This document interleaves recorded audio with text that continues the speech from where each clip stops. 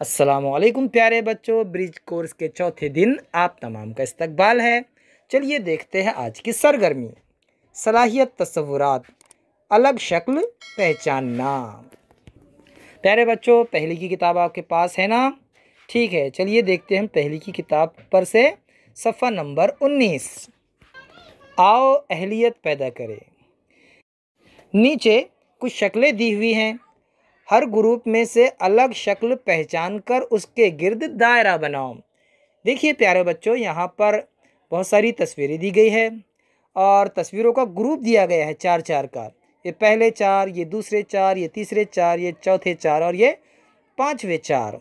तो ये चार चार का ग्रुप है। आपको हर ग्रुप में से एक अलग दिखने वाली तस्वीर पहचाननी है जो अलग है और उसके गिर्द दायरा लगाना है।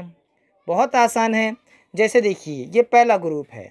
इस सेब के ग्रुप में से कौन सा सेब आपको अलग नज़र आ रहा है, उसके गिर्द दायरा लगाइए। फिर वैसे ही इन चारों को करना है। ठीक है ना? आगे देखिए, आओ मशक करें। एक जैसी शक्ल की जोड़ियाँ लगाइए। ये तो बहुत आसान जोड़ियाँ हैं। एक जैसी तस्वीर की जोड़ियाँ लगाओ। ठीक है, फिर मिलेंगे अगली वीडियो के साथ। तब तक के लिए अल्लाह हाफिज़। अस्सलामु अलैकुम।